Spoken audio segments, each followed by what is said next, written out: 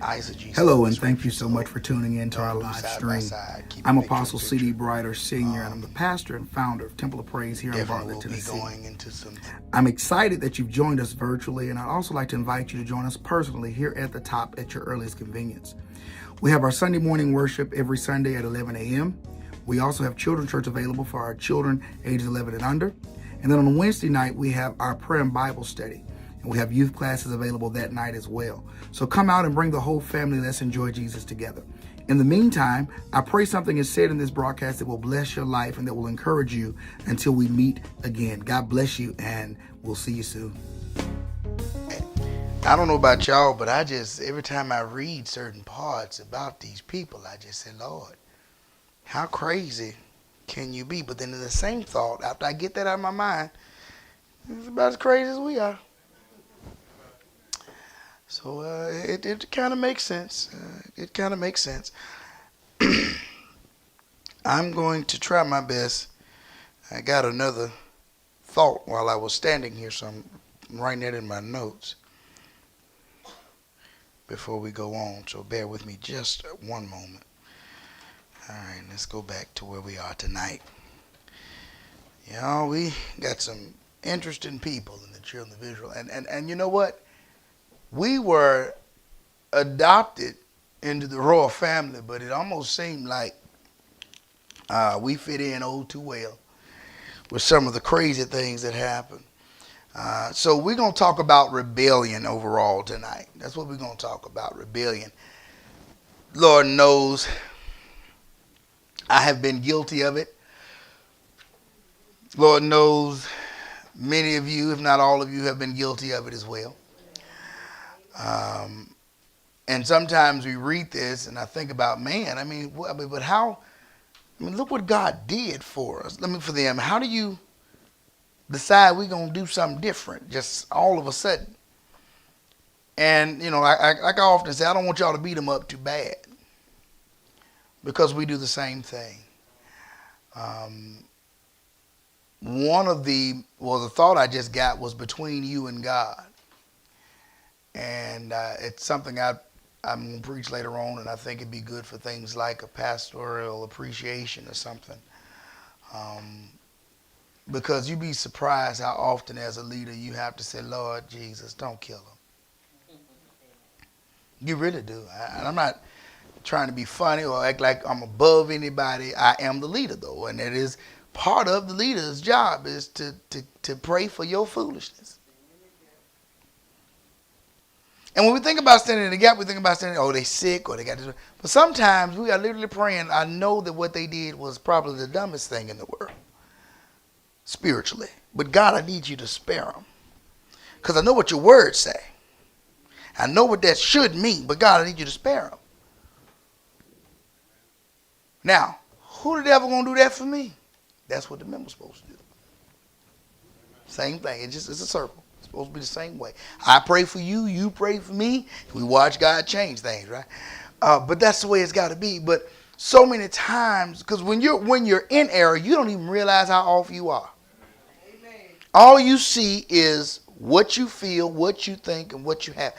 And as I was studying this, I was like, Lord Jesus, they don't need me beating them up because that's what happens to all of us. I can remember one of the main portions of rebellion for me, I didn't know I was wrong. I didn't feel like I was wrong. I felt like I was justified. And then when I started realizing I was wrong, I still tried to justify my wrong. It wasn't until I had to humble myself and admit, no, you're just wrong and you can't make yourself right, that you can start to see how foolish you really were. And you know what? If you just think back, most of us, it happens in our childhood, early 20s, when you think you got life figured out. The wisest people in the world is between 18 and 29. And nowadays it's going on up to 35, 40. And so we got it all figured out until we get to 41. And then we said, well, that was stupid. Well, that didn't make no sense. Why in the world? But when you're in it, you don't see how, not just off, but literally, you're in rebellion and don't know it. We always think about rebellion as an intentional thing. I can honestly say, I didn't intend to rebel to the extent that I did. I did not. My intentions weren't to, you know what, I'm going to wake up today and I'm just going to be contrary. I'm going to be rebellious. I'm going to do what I want to do. I'm not going to do. I'm not. That's not. I don't recall a day where that was my intention. But when you look back on it, it sure looked like it. Because how do you not see? But what the devil does is, and I've said it before, if you draw a straight line, if I'm walking toward the podium from here, well, everybody knows something wrong if I do this, right? Or if I do this, it's obvious, right? But if I'm right here and I'm coming to the podium and I make some steps, and you don't pay a whole lot of attention because, you know, now I'm talking to you, I'm going on with everyday life, a couple of years past, I'm going to the podium. I mean, I'm going to the podium. By the time I get where I think I'm going, there's the podium and here's me. And that's how the devil gets you. It's not a sharp turn at the fork. No. No, the road is headed seemingly. There's a way that seemeth right, but the end thereof, the ways of death. So rebellion is a really big deal. And so we saw a big case of this in chapter 32. Atheism is not our greatest danger, but a shadowy sense of God's reality is. Now that's the contention of a man named Harry Emerson. Harry Emerson Fosdick, actually is his whole name. And you know what? I agree. That makes sense. And I'm going to tell you why. We're going to talk about it. Our problem is not atheism. First of all, atheism, we know what that is, right? There's the belief that there is no God, right? There is no higher power. We just live, we do, we die, that's it, right? That's the belief of atheism. Very few atheists, compared to the number of people in the world, actually exist. There are some agnostics that don't have an opinion one way or another. They don't know. That's way more prevalent than atheism. But the real problem is neither atheism or the agnostic community. How many atheists do you really know? That which is destroying the moral fiber of our nation, weakening the Christian witness, and turning the saints into reflections of the club mentality of a secular age is a shadowy sense of God's reality. Now just let that image tumble around in your mind for a moment. A shadowy sense of God's reality. Everything is rather vague. Nothing is very strong. No clear outline. No driving passion. Everything just whatever works. Many paths. All these things. That's what's destroying us. Our lack of commitment to holiness. Our lack of a standard. Our lack of a stance for what is right versus what is wrong. That's what's destroying the world and the church. It's not atheism. It's not the sins out there. It's the lack of standards in here that's destroying the world and the church. Our indifference to religious foundations of life are reflected in this interesting statement. Our great-grandfathers, this is a quote, called it the Holy Sabbath. Our grandfathers, the Sabbath. Our fathers, Sunday. Today we call it the weekend. You get where we're going with that? I'm going to say it again. Our great-grandfathers called it Holy Sabbath, which, of course, we know it's not technically lined up with the calendar, but you get where we're going with that, okay? Our grandfathers, the Sabbath. Our fathers, Sunday. Today is the weekend. I talked about this, was it Sunday school, I think it was, or was it last Wednesday night? When I talked about how we bring in small things, small amounts of the world into the church. And then that's how the church gets so far off. Right? Just a little taste of this, a little dab of this, a little dab of that, a little that. And then before you know it, now everything's fine. And I'm not saying that we have to go back to plain faces and Sunday nights and Sunday morning and 3-month revivals. That ain't what I'm telling you to do. Because that's not going to work for this time. But what I am saying is whatever we do, we have to have a standard. Isn't this distinctive drift in attitude and commitment to God and his will the problem of every age, especially of our age? It began early in the covenant relationship.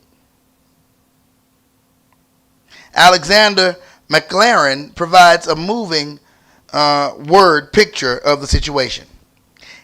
It was not yet 6 weeks since the people had sworn. Okay? All that the Lord hath spoken we will do and be obedient. That was just not even 6 weeks ago. The blood of the covenant sprinkled on them was scarcely dry when they flung off allegiance to God. Such short-lived loyalty to him can never have been genuine. If you can't stay with God for 6 weeks, that can't, you just lip service.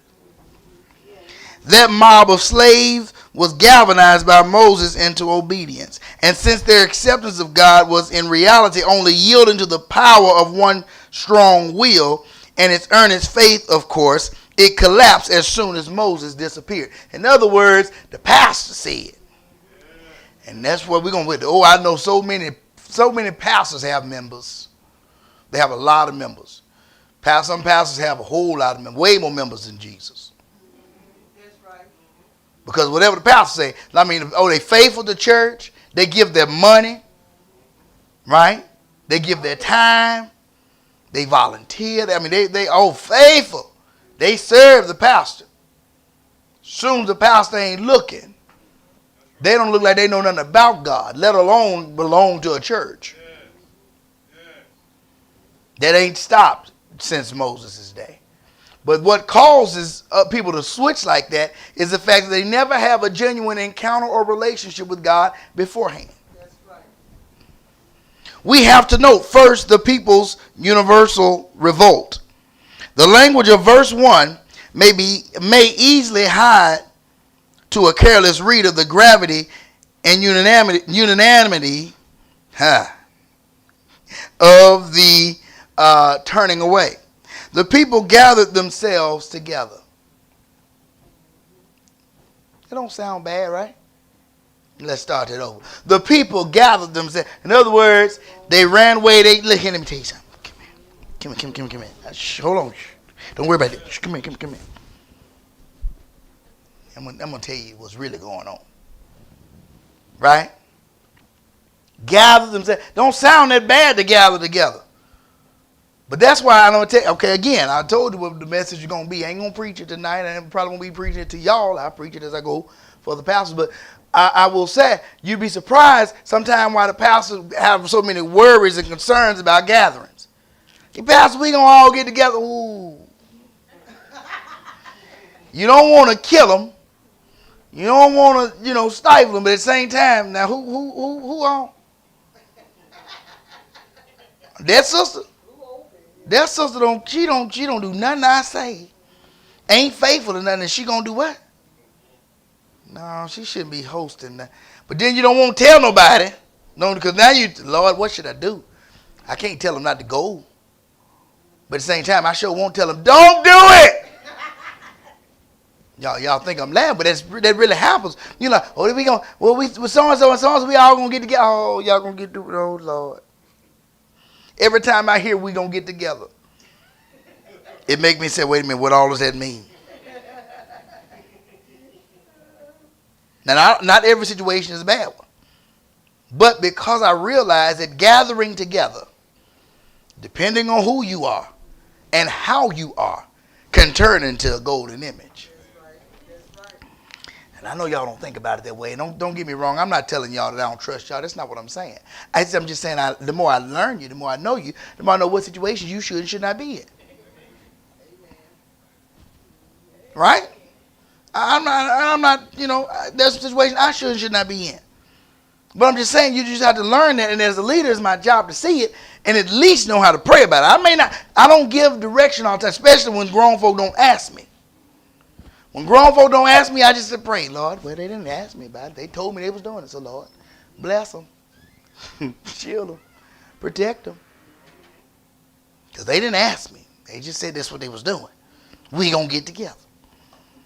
So I'm like, okay, Lord, we going to get together. We. And then sometimes they say, well, Pastor, it's all right now.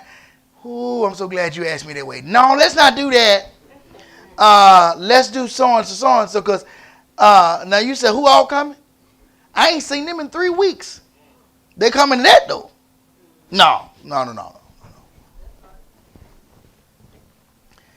And I know that's not something. No, we can't rewind, sugar. You're going to have to watch the replay on Facebook or something. Can't we rewind, get you to YouTube out? But seriously, we have to be careful of the gathering together. It was a national rebellion, a flood which swept away even some faithful, timid hearts. The reason they gathering together is dangerous is because somebody may not have any intention. But then when they see missionary so-and-so, elder so-and-so, evangelist so-and-so, deacon so, well, they must not be crazy. Surely the pastor all right. They wouldn't, not mother so-and-so. She wouldn't have us doing that. So pastor must be fine with it. Because right, and because they said it's all right. But see, here's the thing about it. If the pastor's doing it, then that's a whole other problem. That's not the same thing. Then you got a whole other issue that God has to deal with. But the problem is when the people under the pastor start to pastor.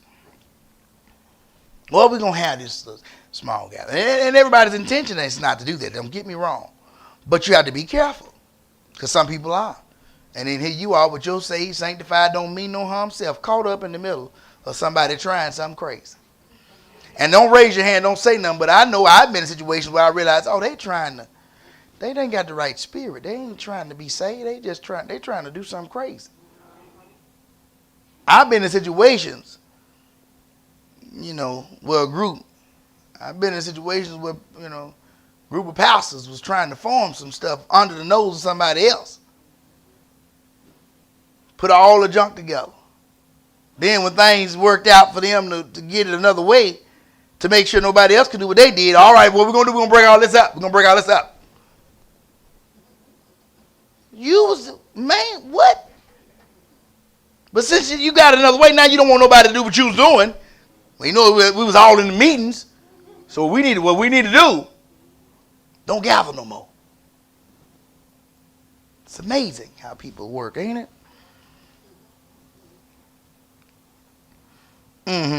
No voices venture to protest. Why? Because when the devil come in the divine like that, he come in real strong, real assertive. The only strong and assertive voice you ought to hear is a voice that's repeating what the pastor said.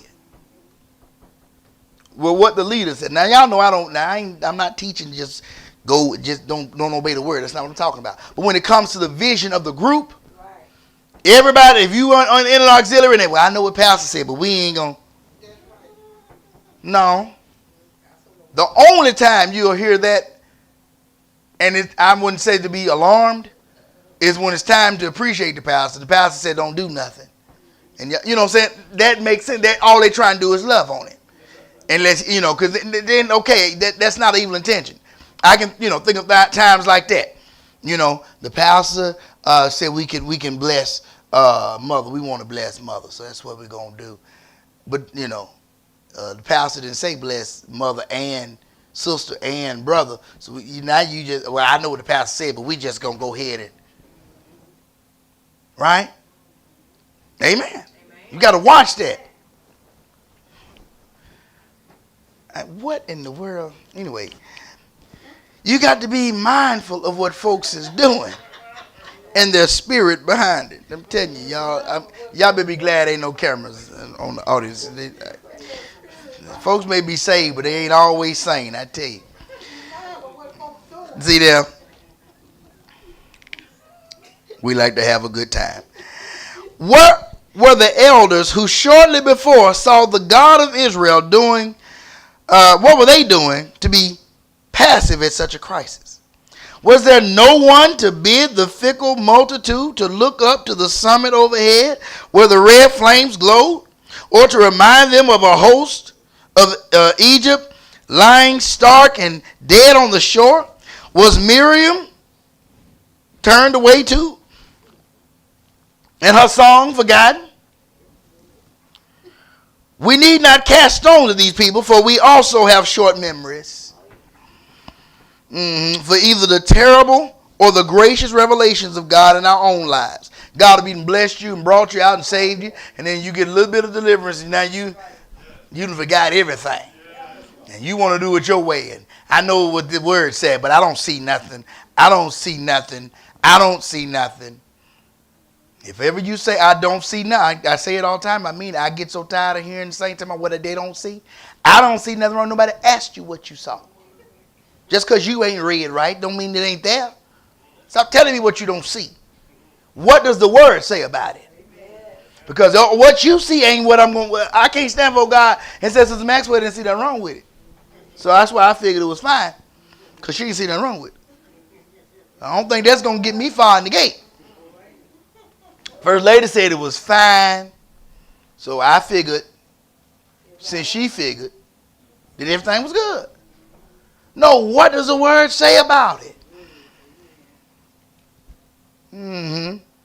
But we may learn the lessons that God's lovers have had that God lovers have had to set themselves dead against the rush of popular feeling. And that there are times when silence or compliance is sin. Going along with the masses can be sinful. Going along with everything that happens can be sinful. Not calling right and wrong is sinful. Amen. That's right. Can't go along with everything. Can't get along with everything. We have to be willing to stand against what ain't God. I hate to break it to you, but we used to say, and I still believe, if God hated, I do too. My mom used to tell us, God hate a liar, and I do too. Don't lie to me. I don't care what you done. You get in trouble, just go and look, you're in trouble. Don't lie about it.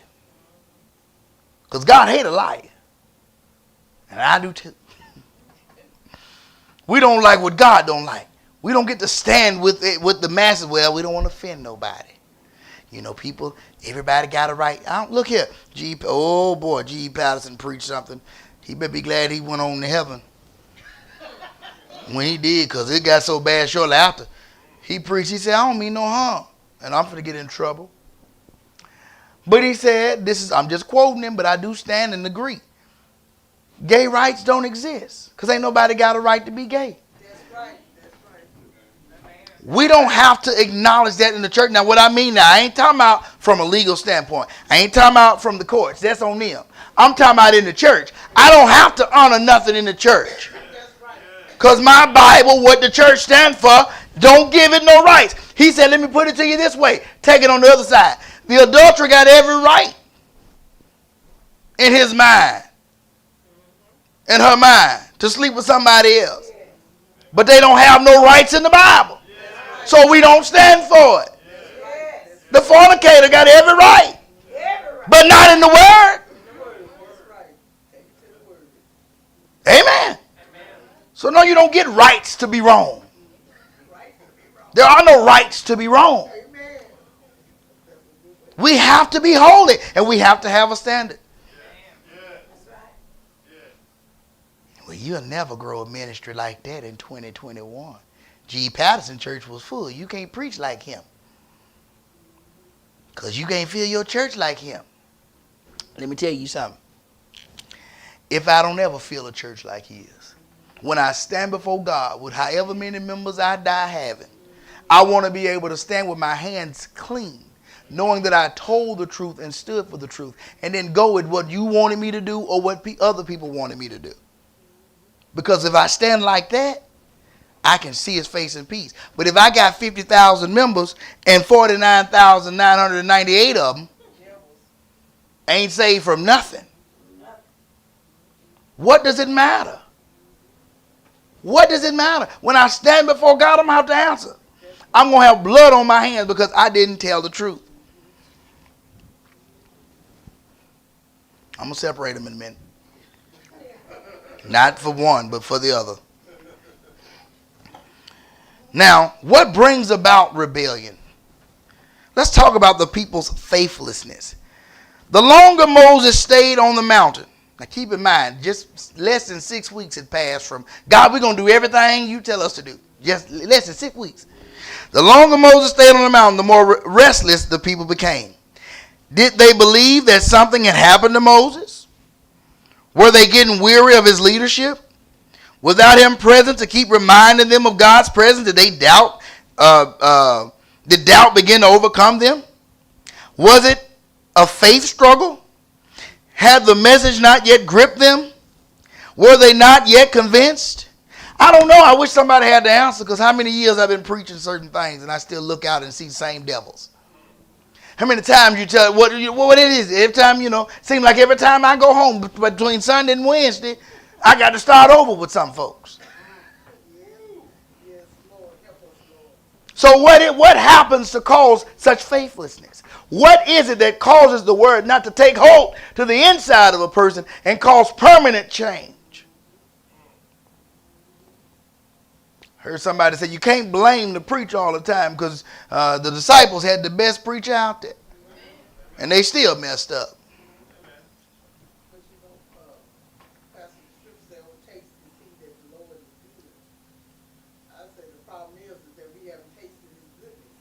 Well, that's just it. I agree to a certain extent. But then, it'd be some of the folks God done healed and blessed and delivered, and they still go do stupid stuff. Because they have a change of emotion, not a change of emotion. That's a good one. I asked God the same thing. He showed it to me, like when people have gastric bypass surgery. You go and you get the surgery done, and you drop the weight.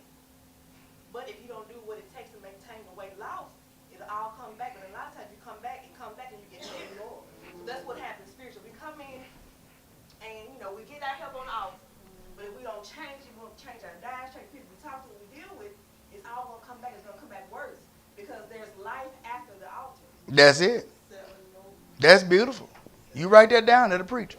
I thought about, while she was saying it, one of my coworkers did a presentation for our leadership meeting.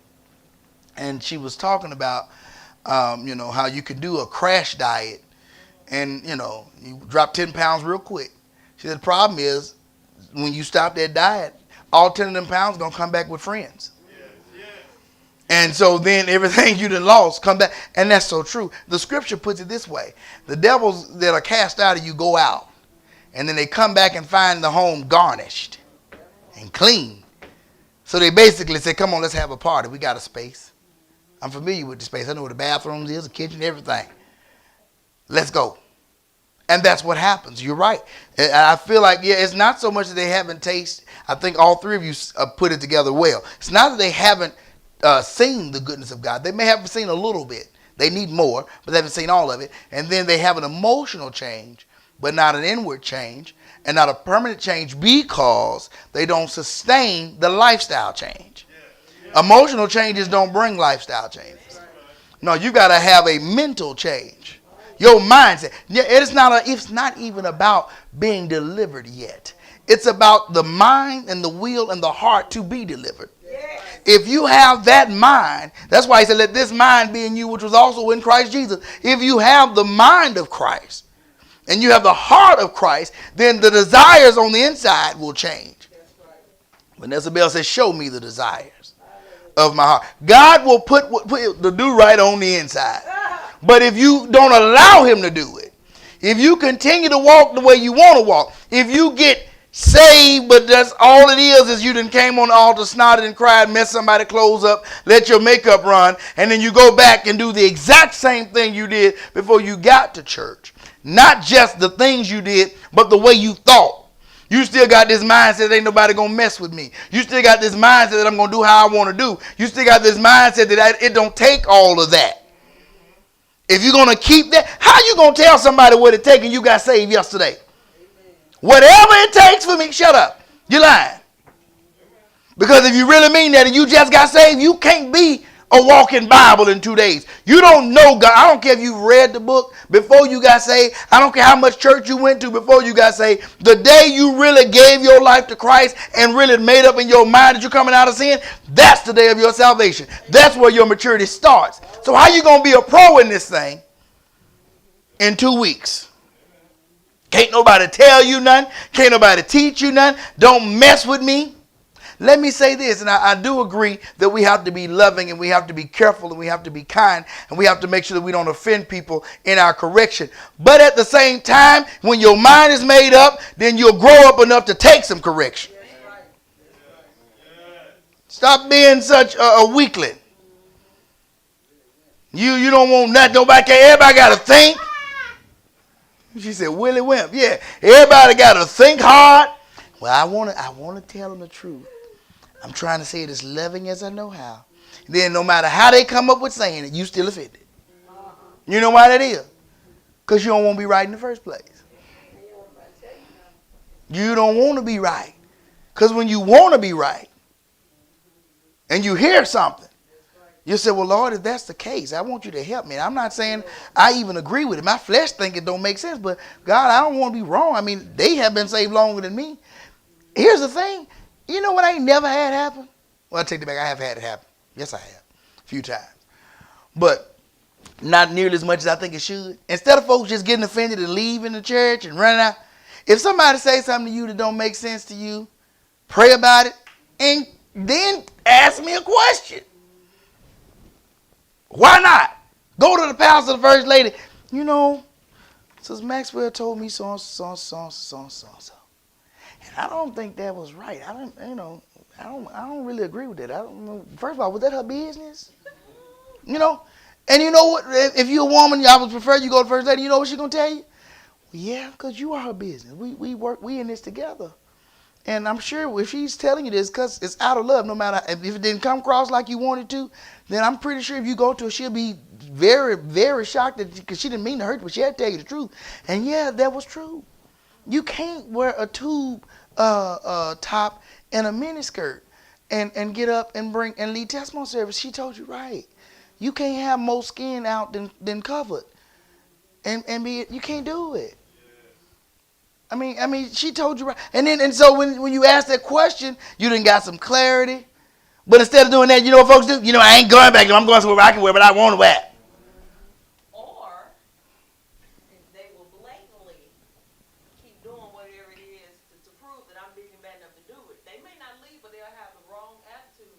And then, you know, if we're not careful, it'll start rubbing off on other people. You know, you get up and, you know what, I won't wear the tube top, but, you know, I'll wear something low cut enough that, you know, it might not, it ain't the worst, but it's still not what I should wear. And that spirit will start rubbing off on others. And then you wonder why the pastor got to preach hard. Or you wonder why you know somebody else didn't have to come to you. Because we're trying to help you. But at the same time, at some point, you get too far off and you'll be cut off or put out. There are times where you have to do that. And before it gets to that, all we have to do is have the right discussion and realize what spirit is really operating here. What spirit is really operating to have you want to rebel that way? When Moses failed to return, they went to the next in command and demanded that he make other gods they could serve. Of the 10 commandments, they were breaking the second one, making a graven image. Living animals, not idols, were worshipped in Egypt, right? So this was not a reversion to the gods of their slavery. The bull was often associated with Canaanite Baalism. So it may be that the golden calf is a throwback to the bull image god through common Semitic heritage. All right. We will focus later in this chapter on the faithlessness of Israel and lessons we may learn a little bit later tonight. Not too much later, y'all. When we look at Moses' confrontation with Aaron and the people on coming down from the mountain. Note here, however, that Israel's faithlessness, her apostasy, was accompanied by immorality connected with their worship. Look at verse 6. It says, and rose up to play. Suggests sexual orgies, which accompanied fertility rites, especially in Canaanite Baalism. Another indication that the golden calf may have been part of that. The verb translated to play supports this. The same verb was used in Genesis 26:8. Abimelech looked out of a window and saw Isaac fondling Rebekah, his wife.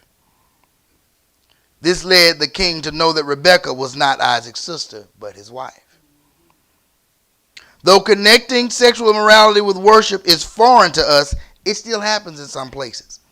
But the lesson for us is that apostasy leads to irresponsible action and gross immorality. Sound familiar? Even more applicable to us is the fact that faithlessness leads to a diminishing of moral sensitivity. In other words, it don't even bother us no more. Look at that. We've gotten to a place where it don't bother us when sin is going on, when folks is doing any and everything. I told y'all before, you got to do is watch TV and watch the progression of the times. Shows before I was born and the likes of such, in the 70s, 80s. Everybody was married. If they wasn't married, it's because their spouse was dead. Right? They didn't have no whole, there wasn't no shacking and a whole bunch of boyfriend and girlfriend and divorce wasn't even a whole bunch of that. And then you wasn't going out on dates, all ungodly times and all those things. If they came home and saw you sitting on the couch too close, they were saying something to you. Now, you see what I'm talking about? Now, it's so ridiculous. What family show is there? Disney Channel. I don't even let my children watch Disney Channel by themselves. I want to know what's on Disney Channel. What's happening? You got to watch it. The times have changed. Now, here's a problem with that. We are not as sensitive. We have been, I want to say detached from the truth. So much so that we don't care anymore. Now, I know we've been desensitized, but I'm talking about detached. We don't have anything to do with the word and with the truth. I'm talking about the church. So much so that we don't even care that we are desensitized because we've been detached. Just being desensitized is different. That just means you've been exposed to it so much that you don't care anymore. No. It's not even just that. We don't even know the truth ourselves. You got folks questioning you got churches that's okay with this foolishness. You got folks shacking and going to church and ain't nobody bothering them. It used to be. It wasn't about the denomination. You just wasn't going to be proud about the fact that was your girlfriend. Married couples barely sit with their arm around each other, let alone you just coding. Take your arm down. Sit up straight. This ain't the love connection. I remember hearing, I still agree with the teacher too. I remember they used to teach us, I don't care if you are married. You don't have to be, now I ain't saying nothing wrong putting your arm around your wife. But I'm talking about, But I'm talking about when folks would get just, it don't make no sense. You got to back to your chair and you got to use they lap. You sitting in each other's lap. I don't care if you are married. This is not the place for that. There's a time and place for everything. God is way more important than that. Right? They taught that because here's the thing they would teach us, and I heard them say it. You may be married, but everybody in the church ain't. And they don't need to see that. You don't know what people are going through. And if eating meat offends my brother, won't do it in their presence. Now, am I saying act like you ain't got no wife and no husband? No, that's not what I'm talking about. You're missing the point. But I am saying when you start idolizing them, everything. Look now. Everybody, look here now. Y'all can barely get along anyway. You just faking. I'm going to tell you right now, I treat that like Instagram posts. That's just for the camera. I don't really believe. Y'all done barely want to ride in the same car. Now y'all can't be separated. Loose here. He's sitting all in his lap. He laying his head in yours. We in church. Sit up. Stop that foolishness. No, we used to do that. We used to hear people say that. You don't just play like that, y'all. Now look here now. It's okay to be, that's it. But now I'm talking about y'all, and and you can tell the ones that just putting on just extra, just being ignorant. Stop that foolishness. Stop it now. Cut it out. Ain't it? It's all too warm. You're gonna be sweating. Anybody want to be around either one of y'all out the while? Y'all don't sweat too much. Oh, I ain't going to make it through all this tonight. I ain't going to make it. As a matter of fact, for the sake of time, I'm going to cut off here. The people's faithlessness. We're going to pick up. We're going to stay in this chapter. And we're going to pick up with verse 7 next week. Because let's go ahead and read it. I got too many more notes to go here. When I felt led to go to this, I got excited looking at this stuff. And I'm telling you, I'm enjoying the word. And I'm not asking us to go back to traditionalism. I'm simply saying let's be mindful that we don't become faithless and that we don't get in situations where, if God, just the pastor, y'all know I'm not that type of person with just the pastor say, no, if God himself doesn't speak to you in a while, doesn't deal with you about something, how are you going to react? Are you going to lose faith? Because see, sometimes, you get used to God. Every time you go and pray, he meets me there. Every time he meets, and then what if you go and he didn't meet you? You go and you praying and you just talking and you just there and you don't feel nothing. How many times can you do that? And then before you start wondering, should you be a calf? Not literally, but seriously. We talk about them, but it happens. I've said it before and I'll say it again. We are designed to be in spiritual connection with somebody. And when we're not connected to the right source, we'll reach out and try to connect to the wrong one. God bless you, those that joined us virtually. I pray something was said that is edifying to you, either by me or some of the members in the audience. Listen, we will be back on Sunday morning with our virtual service, so you can join us in person or virtually, and then we'll be back next Wednesday night to finish chapter 32. If you are available and able to join us next Wednesday night for the continuation of this, I invite you to go ahead and read chapter 32, get acquainted with it, study it, and we're going to pick up with verse 7 on next Wednesday night. Hopefully we'll finish the chapter. If not, we've already skipped ahead a little bit, so we got a little time. So we're going to take our time and get what we need out of chapter 32. All right, God bless you, and I will see you next time. Bye-bye.